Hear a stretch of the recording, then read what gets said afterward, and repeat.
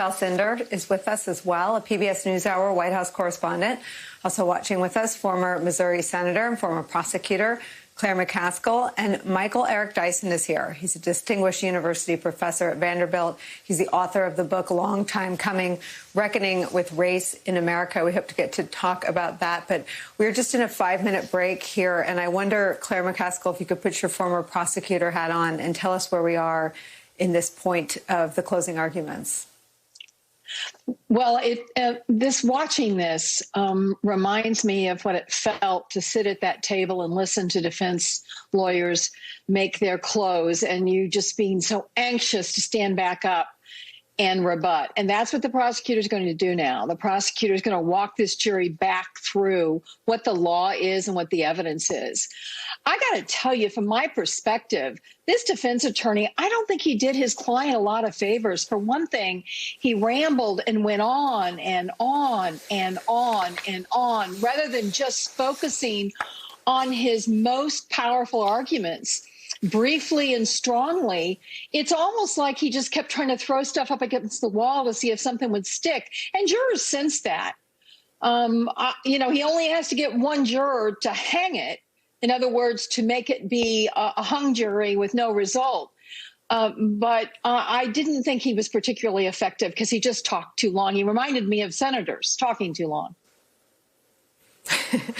Michael Eric Dyson, everything you have written on this topic is so profound, it doesn't lend itself to a 5-minute break. But here we find ourselves in a 5-minute break. And I wonder if I could just get your thoughts and reactions as you watch what Claire, I think, accurately describes as a rather desperate Hail Mary here from Derek Chauvin's defense attorney. Well, it is rather Doug Flutie-like. He's tossing that ball 80 yards down the field to see if anybody in the end zone can catch it. The problem here, of course, is that in the past, black skepticism is justified because even when there have been horrible trials that have had manifest evidence against a particular police officer, the trial has not had the desired outcome. So while we believe, hopefully, that the very thin evidence upon which this jury must hang its verdict in favor of former Officer Chauvin will come to the right conclusion that there ain't much there. The reality is, as Senator McCaskill said, only one juror needs to be convinced.